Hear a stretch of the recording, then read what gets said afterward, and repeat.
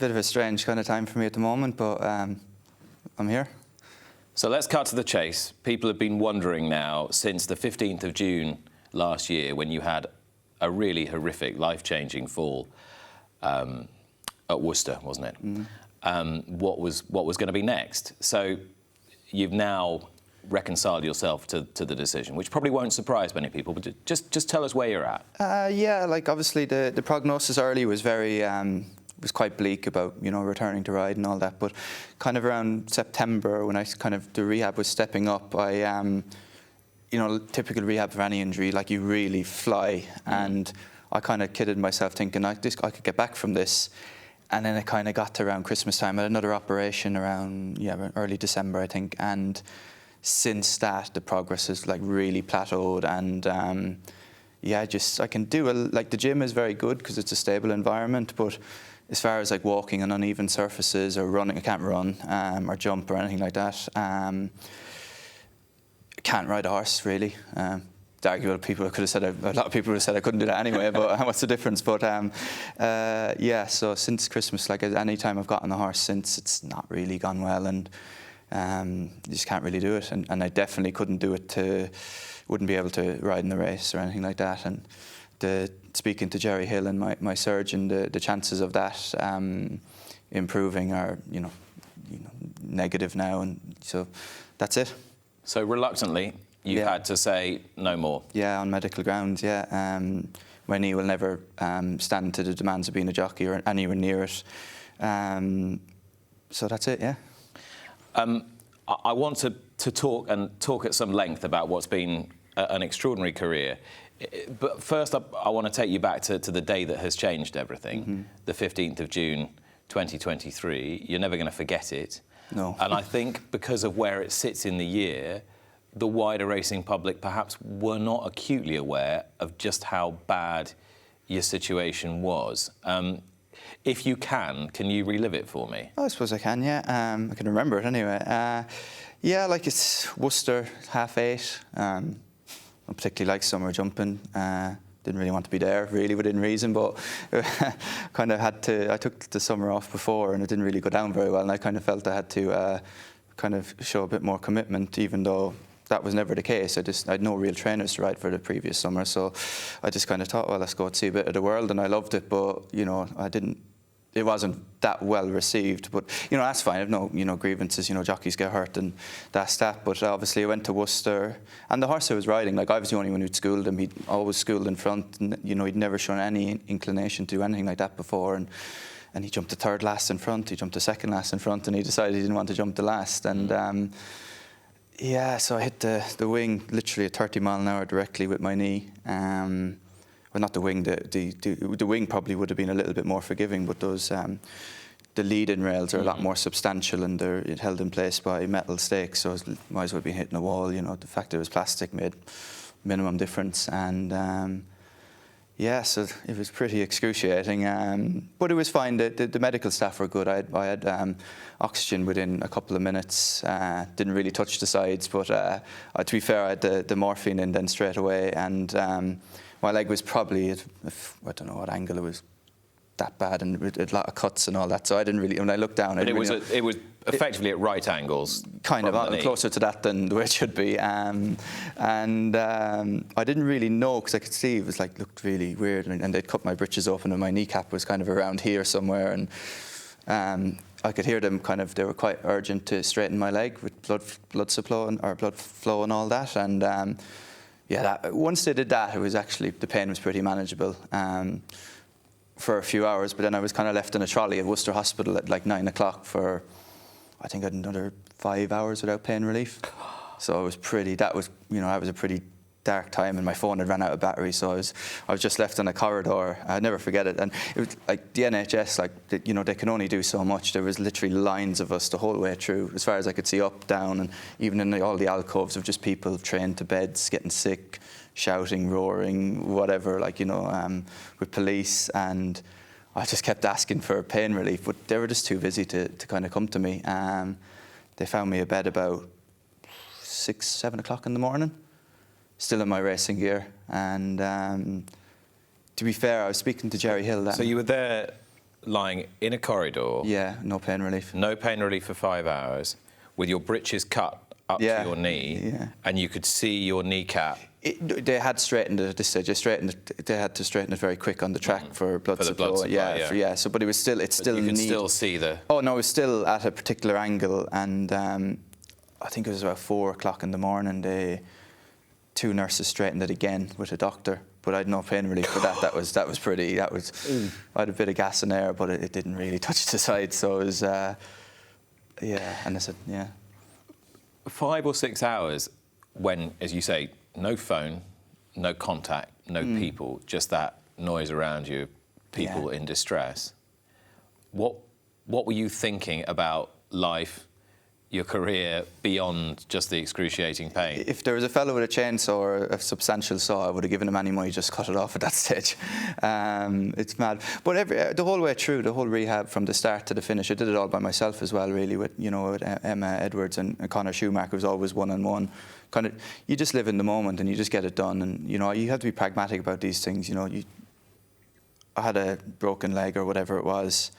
You just deal with it, and then you kind of worry about the next hour and the next hour and the next hour, and it is what it is, isn't it? Jockeys get hurt, and that's just that, And clearly, no one is going to diminish what has happened to you and the effect it's taken and the toll it's taken on your life. But you and I were speaking yesterday, and you said to me, look, I don't want to come on and play the victim. It's a week where, we've seen a jockey get killed. We know the predicament somebody like Graham Lee is in, who would have been a good friend of yours. I rode with Graham for a long time, Yeah, that for you must provoke quite a mixture of emotions, that you're able to sit here today and say, I'm done, even though medically you've been retired. Yeah, like I've still got a normalish life ahead of me, and although I can't ride in the race and I can't do a lot of things, I can do most things, if you know what I mean. And you have to be realistic about these things. I don't have a lot to complain about in my career. I was pretty fortunate with injuries, a few broken bones here and there, but no, I think 3 months was my longest time off before this. Now, for those of you who are enjoying your breakfast, you may wish to look away now. This is sort of where no, that's all right, isn't it? This is presumably a bit down the road, is it? No, that was the day before the operation. Because they couldn't I was in hospital for about 2 weeks. They couldn't operate early on. That's after the operation sometime. And this actually shows you exactly what's happened. If you look at the top left where the majority of the screws are, that's the top of the tibial plateau, and that was pretty much like sawdust, so I had to pull it out and kind of rebuild it with a composite and put it back in, so it's effectively a modern day bone graft or something like that. But the problem with that is I lost a lot of the cartilage between the tibia and the femur, and that's effectively what stopped me from coming back. All the other injuries, they'll never be the same and they'll heal to a point, but it was all the damage done inside the joint is what's stopping me. Now, it won't have been lost on many people. It certainly wasn't lost on me what you said there about not really wanting to be summer jumping at 8:30 at Worcester, but you kind of felt you had a bit of an obligation to do it because you hadn't done it the previous year. Yeah, I don't want to be bitter or anything like that about it. It's just you have to do it. And modern day jockeys, you go on about the Sunday evening racing, the fat lads at the moment, and we're all kind of self-employed, so people always say, like, you don't have to ride, but it's not. You do have to ride. If you're offered rides, or you do have to be on call, and you have to do it, and as simple as that. I know technically, obviously, we don't, but if you're a professional sportsman, you need to be out there. Do you think there's a bit of you, however senior you get, you never earn the right to dictate what you're going to do, because people otherwise think you're being a bit half-hearted, or you're playing at it? Yeah, basically, yeah. And to be fair, I'd no one really to ride for that summer. If I rode for those couple of months I took off, I probably would have had about 20 or 30 rides and a handful of winners. So financially, it wouldn't have been much anyway. But yeah, it's just one of them things. But it happens. Like if you say if I kept riding on, or if I had the opportunity to keep riding on, there could have been a worse injury down the road. Jockeys get hurt, as we well know, and some. And more serious than that, and so you have to be realistic about these things. That's you know, what's for you won't pass you, and this is my lot, and this is what I've been given, and I just have to make the best of it now. But the fact that you had the sort of presence of mind the previous year to say, right, I actually want to take a little space out, do that for myself. In any other walk of life, people would think that was quite a sensible thing to do. People take sabbaticals all the time. If you're a professional jockey, maybe if you're a professional sportsman in any other walk of life, but if you're in the relentless drive of being a professional jumps jockey, as you were, why do you think people would consider that to be a strange thing to do? I don't know really. I don't know if if I knew beforehand like what would happen, I wouldn't have gone. You know, I would have just kind of kept my head down and had those few rides and done it. But like, it really made no difference to what I did. Like I said, I missed a few rides around the summer tracks. No disrespect for them. We know why they race in the summer. Most of them are too wet to race in the winter. No, it's just, yeah, I don't know really, to be honest. And that's why last year I kind of thought, you know, at the Perth for one the week before. I was at Worcester for one that day, and I think I missed the winner at Aintree the next evening. I think I had 1 or 2 rides up there. So, you know, I was pretty committed to, you know, kind of showing that I was willing. It was just, I never really had the opportunity last winter, after I took the couple of months off. You know, my rides were well down, and what I was riding was, you know, they were all in the first 4. And I think a third of my winners, that's my last season riding, were all in big race winners on the Racing Post. You know, I'd winners at Punchestown, Aintree, you know, I finished at Sandown, winners at Listowel, had a lot of rides in Ireland. Yeah. So the rides, the good rides were kind of there, and I was really, you know, doing well, and I think I was riding better than ever, but I just wasn't, I didn't feel like I was getting enough, so I kind of wanted to commit to it again a bit more and get my numbers up as well, because I had, you know, quite good numbers for a long time, but after kind of, you know, I didn't really have any desire to be champion jockey, you know, after I had the taste of those big race winners. So I, and I had a lot of good horses to ride, so I kind of tried to focus on them, but it didn't really work. But, you know, as I said, I've nothing to complain about really, you know, you know, I've really enjoyed everything I've done, and I'm very sad it's over, but it is what it is. I was just watching that little bit of tape back at the beginning of the show, and God knows how long ago it was. When did I describe you as the conditional find of the decade? 2007 or 2008. Yeah. Yeah.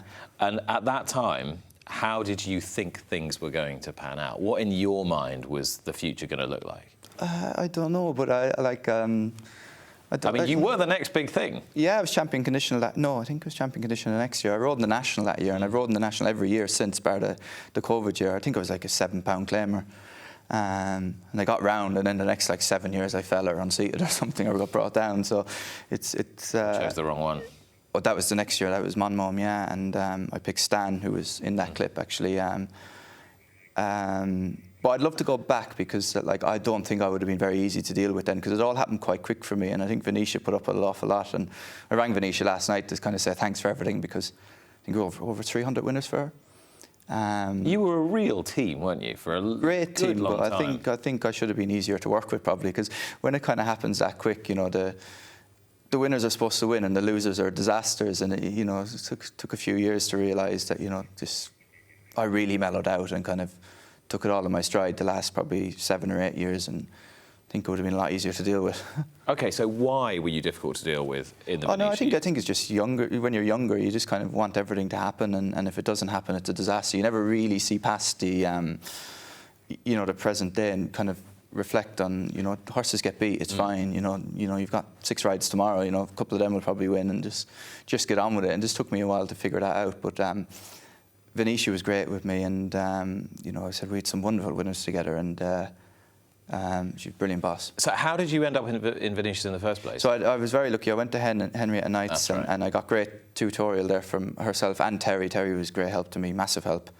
They both of them kind of played off each other. Terry was more help on advice on, you know, jockeys and all that, and Hen was a lot better at, not better, a lot more involved in kind of the schooling and kind of, you know, making me a better rider. And, you know, there wasn't a yard probably for a conditional to get going.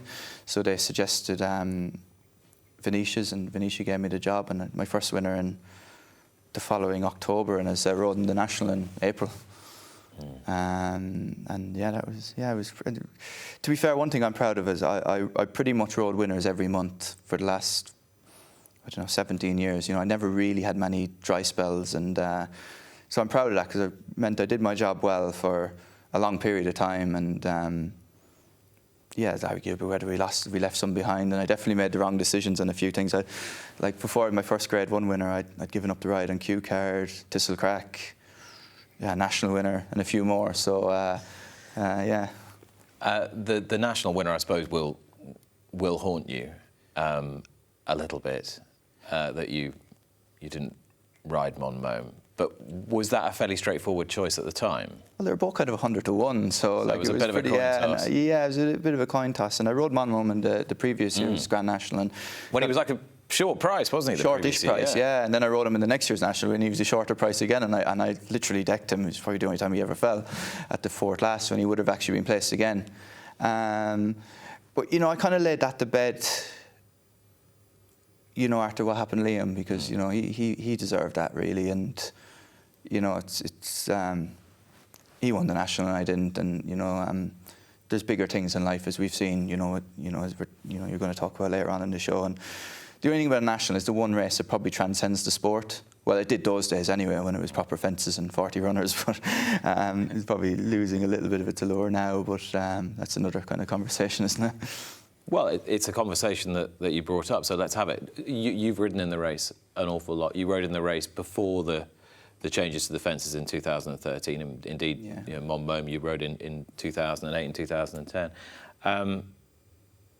How much has it changed for you? Well, it's hard to kind of, I was thinking about this the other day, and probably when you get older, and you ride in so much, your experience probably, you know, kind of helps you deal with the occasion, and you kind of, you know, you're just more experienced, aren't you? You know, when I first started riding it, I was like literally claiming and very new to the sport. I've been a jockey anyway, and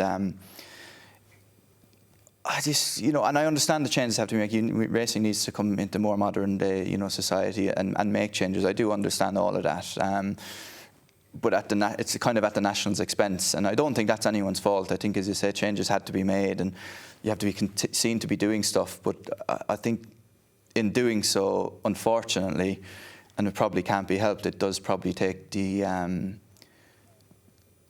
well, it definitely takes the achievement of getting round out of the race as more than what it used to. That's only my experience, you know, from riding in it and that. And the only thing I didn't really like is changing the number of runners. I think that's, you know, I think that's detrimental to the kind of the whole, you know, the attachment to the race for people who want to tune in for one race a year. I think the fact there's 34 now instead of 40 is, I think it's not great, but I do understand changes have to be made, and that's just that, you know, it's modern day society, isn't it? Gabby Whitfield is coming in later, who's the head of welfare communications for the BHA, who've just launched their horsepower campaign, and it's very timely with the Grand National this week as well. But yeah, and that's a great initiative as well, really, isn't it? Because, you know, you can, it's like Googling your symptoms and you're sick, isn't it? You always come to the worst case scenario. So it's great that there's a website there that's very transparent with all the statistics, good and bad. But it's always important to put them into context, because you can phrase these things how you like. It's like with the whip rules and all that. If you asked every member of public in the street in London there, do you think horses should be hit with whips?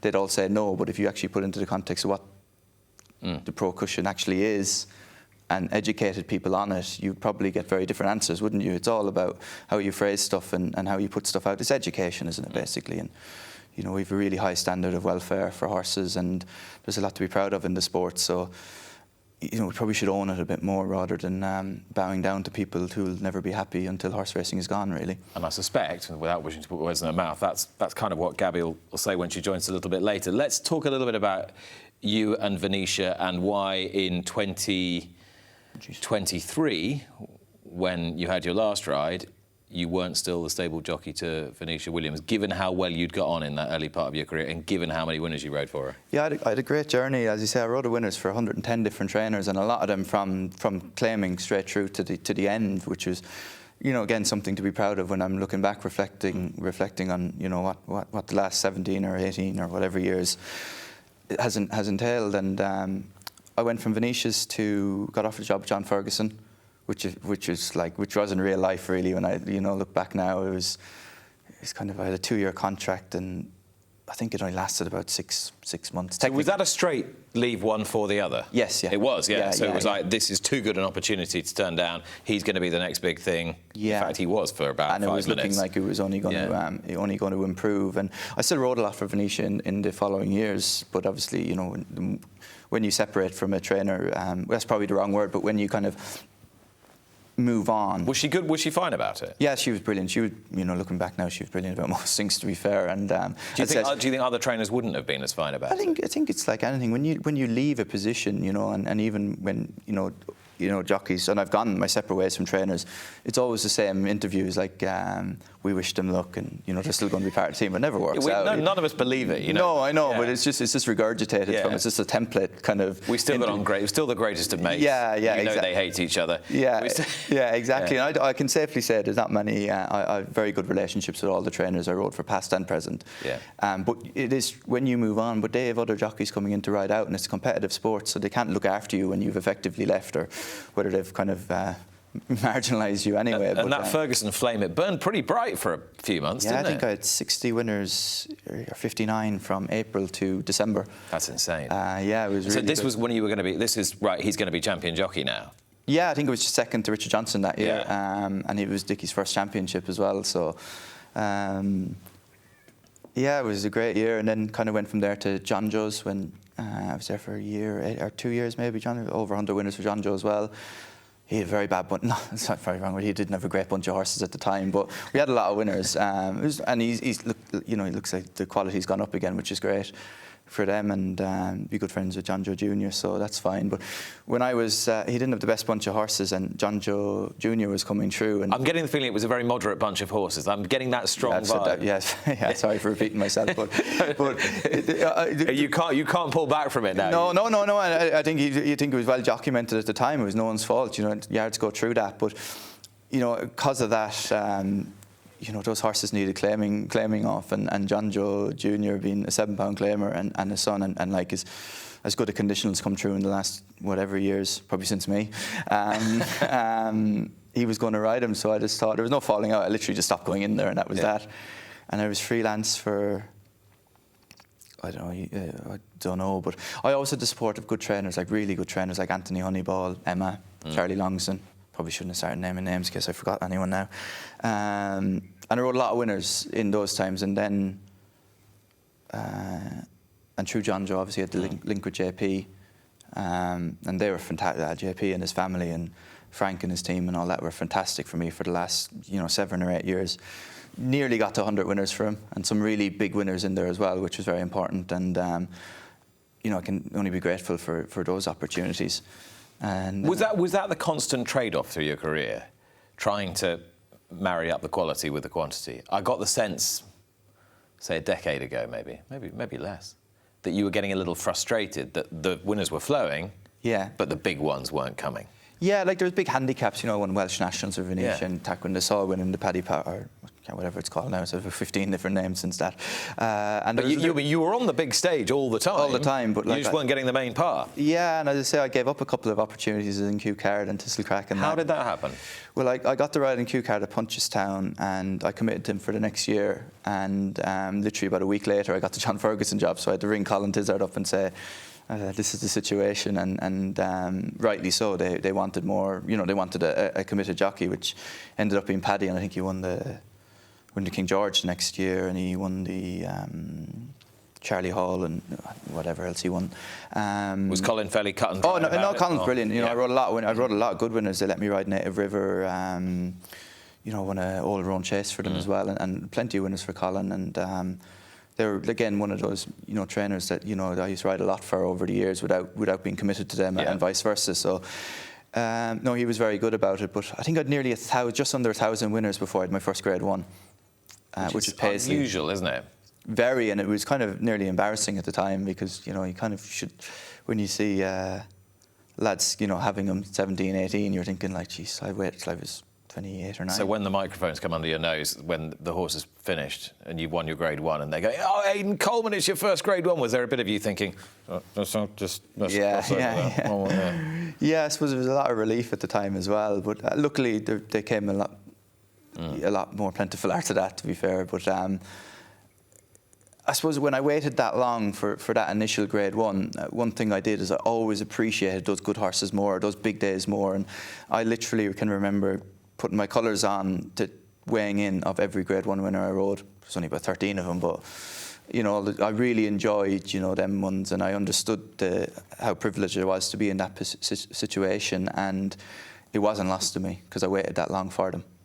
And when Paisley Park had his sort of renaissance really this season, I suppose, or just, you know, carried on doing amazingly well even though he wasn't winning, you actually, even though it was looking a bit grim for the knee at the time and you were wondering whether you were going to come back or not, you rolled up to Newbury to see him, didn't you? Yeah, it was the first time I've been racing, and I think I haven't been since, and I've been since the fall, and I've only been a handful of times, mainly Cheltenham to do box talks, which is was a bit frustrating, but you know, you have to make money somehow. Got to keep putting them. Well, money in the meter. it is as simple as that, really. Yeah. But Andrew Gemmell was always checked in when I was injured, and he invited me to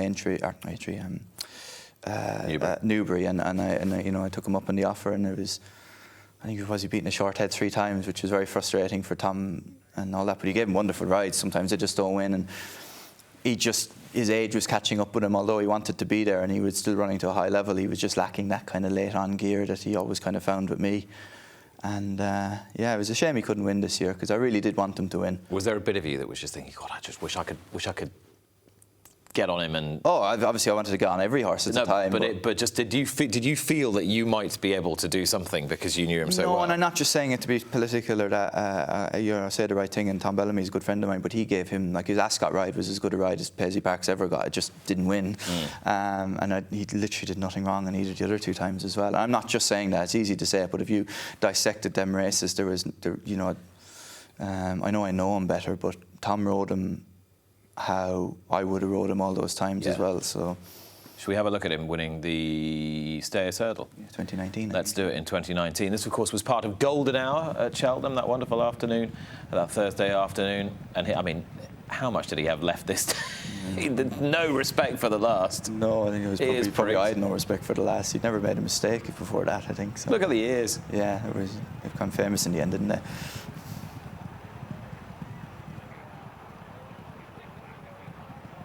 Great day. Very special horse, very charismatic horse. How much pleasure did you get from the joy that Andrew, Emma and Barry clearly got out of this animal? And you know, there was a journey for all of us, if you know what I mean. And every time we get up, me and Emma and I would say, like, aren't we so lucky to be here and have him? And that was from kind of probably that day, the whole way through, every time, even the Cup of the Year where he kind of got beat a few times. He was never lost on us, the significance of him. And there was a journey with that horse nearly, and you know, like he's nearly probably qualified to come here and sit on the couch and talk to you. He's that clever, you know. So yeah, he was a special horse to be associated with, and I always appreciated him. And I know, having spoken to you about John Bon many times, that you're fiery and passionate about him, aren't you?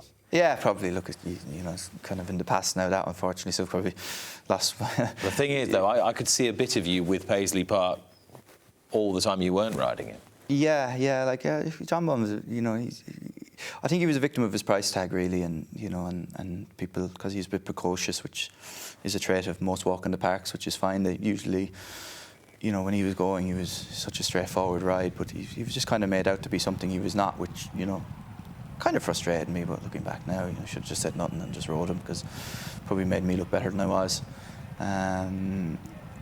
Again, I think it's more a victim of his price tag, really. People just started knocking him because he'd jig-jog and he'd get sweaty, but, you know, the Montjuïc line is like that. It doesn't stop him running. Well, I mean, his record speaks for itself, doesn't it? Yeah, no, he's fantastic. And he's still a young horse. Yeah, no, he's got more years ahead of him, and he's got so many options trip-wise and all that, even though I think he wants good ground and 2 miles, and aggressive ride is probably his forte, but he's such a straightforward horse, you can do whatever you want in him, really, to be honest. And in terms of the sort of feel that jockeys dream about from a horse, is that the best one you've had from him? Aintree, I think, the previous run. He won at Aintree like 2 weeks before and put it like a really fast time and all that. And then he came back. He obviously improved the racing that year because he fell in his Warwick. Yeah, and he was only a novice as well, taking on, you know, Captain Guinness there is a champion chase winner and a few more good horses. So he's a very, very good horse, and you know, and I was lucky to be associated him for a time. Now, when this journey as a jockey began, yeah, had you given much thought to what else you might have been doing at the same time? No, and like it's scary. Like I was in the gym last week, and I've told a few people that what was gonna happen today, and it was kind of a bit emotional because it was kind of my last week as a jockey, and it's all I've ever kind of wanted for a long time, and it's kind of on to the next chapter now, and I have no idea what that is. I've never thought about it. Committed everything I had to being a jockey, and then I committed everything I had to the rehab, and now it's just a bit like, wow, there's a big bad world out there, and you know, I need a job. I need something to do. I need something to focus on, and yeah, scary time in my life, but it'll be fine. When you were a child growing up and thinking about being a jockey and riding, what were the things about it that really interested you, really stimulated you? I suppose it's just the winning, isn't it? It's just being competitive. I'm very competitive with everything I do. Like, it's just something some people have and some people don't, and it's not necessarily a good thing, but it does help to the profession, and it's all I ever wanted to do from as far as I can remember. And but then, you know, I have to be appreciated that I did it for a long time and did well at it. So I'm very proud of that. But I would have liked a few more years. I would have liked to got to 40 and kind of been able to put a bit of thought into what the next step was. But although it's kind of been a bit doom and gloom with this, you know, I never really accepted that it could be the end, and so I've never thought about what's next. And you know, I want to stay in the industry, I want to help out, or I want to do something, and I've no idea what that is. So any ideas would be greatly appreciated. And I suppose the reason I asked that about what it was when you were very young that got you interested in it was sort of then trying to work out, right, well, what do you need? What do you need in order to give you that, or try to replicate that feeling that you got from the cut and thrust of riding and that competitive? No, I think once I find something to do, I don't think retirement would be that much, you know. So you see some ex-jockeys that really struggle with it. I don't envisage that. I could be wrong on this now, I don't know. This is all new territory for me, and I don't envisage that being this huge hole in my life. Mm-hmm. Once I find something to focus on and commit to that 100%, or if it's a few different things, you know, bring it on. You know, I want to kind of, as I say, stay in the industry and really commit to something. And I think once I have that and my mind is busy, you know, I'm not an adrenaline junkie as such. You know, I'm not retiring. You don't need to feel fear to exist. No, not really. And well, the thing is, you have to be realistic. I'm not able, you know, I'm not retiring just because I'm old, or you know, just don't want to do it anymore. I'm retiring because I can't do it. So you have to accept that. And you know, it's all well and good looking at entry next week, thinking, oh, I should be there. But if I was there, I wouldn't be able to do it. So you know, that probably makes it a little bit easier that I've been, you know, kind of forced to retire on medical grounds. So I just want something to do now. You know, there's only so much I can focus on rehab and all that. So, yeah, whatever the next chapter. It's a bit scary. Some people could say it's exciting, but I would like a little bit more structure and a bit more of a plan. But, you know, I paid for all my rehab all myself, and I've, I'm fortunate I did well out of it again. But I need to work, and I need to make a living, definitely. Now, people will be quite surprised by that, I would think, that you've had to basically finance your recovery when we see, you know, so much work going on behind the scenes. We hear so much about Oaksey House, Jack Berry House, the work of the Injured Jockeys Fund, people getting back on track, and yet this recovery has come at a significant personal financial cost to you. Yeah, like it. So just explain how that works. I prefer like it's probably something I don't really want to get into too much. But for me to have the best chance of coming back, or even at the start, because the prognosis was very bleak. I just wanted to have the most normal life as possible, and for that to happen, I needed a lot of physio, a lot of everything, and it wasn't really available. So, you know, if it cost me, you know, well over 10 grand, I think, or whatever, my rehab, that's a small price to pay of, you know, having a relatively good working leg. And like, that's one thing with Emma and Connor, like, they were literally on call 24/7. This is your physio? Physio Em Edwards, you know, and she was the physio. And Connor Schumacher, yeah, you know, and anytime I wanted anything, they were there, like all my, and they liaised with each other. So I had the best plans put in place. And like Emma, when I went to see her, I was there for an hour and a half, 2 hours every time I went, and I went 5 days a week for probably 6 months. And then it's probably not as regular now because it's more about strengthening it up and all that. So I still go and see her regularly, but it's not as, you know, we've done so much of it now. It's more about strengthening it up now. And then so I'm seeing Connor more, but I was gym and physio all day, every day for 6 months. And I just wanted to have the, you know, well, of course I wanted to come back in that, but looking to the future, I will need a new knee in a few years. I did need to learn how to walk again a couple of times. And if the best chance of me doing that was paying for it, that's what I wanted to do, and that's what I was kind of forced to do. And Dave, you know, all I wanted to do was put my knee replacement off as far as possible, because they're not, don't think they last that long. I don't think they're like hips, and that's why they didn't give me a new one originally. I was too young. So I just wanted, you know, I just want the best quality of life I have. That I can have, and that was the option I had. That's the only option I had, really. You speak so fondly about an awful lot of aspects of the sport, and there are some I know that frustrate you, and I know you're staying with us, so there'll be plenty of opportunity to vent some of those frustrations if you want to. Can you pinpoint a time in this nearly 2-decade career where you were at your happiest? I think the last few years, yeah, when the good horses were there. Obviously, we had Paisley, well, he was a mainstay since 2019, as you've seen, and then, you know, we picked up Epiton, John Bon, they put the kettle on one Champion Chase and all that, and there was always a good army of good horses behind. And I get to September, and there was a lot to look forward to, and they hit the board. You know, we had big winners regularly from 20, well, all through my career, but obviously from 2019 on, I was, you know, on the big stage a lot, and I kind of gave up the idea of ever wanting to be champion jockey and being that sort of slave to the game. That just wasn't for me. And was that a turning once you reconciled yourself to that? I know we touched on it earlier. Yeah, because once you weren't ruled by every year before that was numbers. There was 100 winners, and put myself in the best position to be champion jockey one time when it was realistic, and it wasn't really realistic when AP and Dickie were riding, and Brian looked pretty unbeatable for the first couple of years. He was getting it, and I just enjoyed those good horses so much. I kind of wanted to focus on them rather than the numbers side of it. And since I did that, I think I rode better, and I enjoyed it more. And I'd much prefer to have a few good rides on a Saturday than I probably still rode every other day, to be honest. But it was I enjoyed the good horses. Watch live racing now on racingtv.com.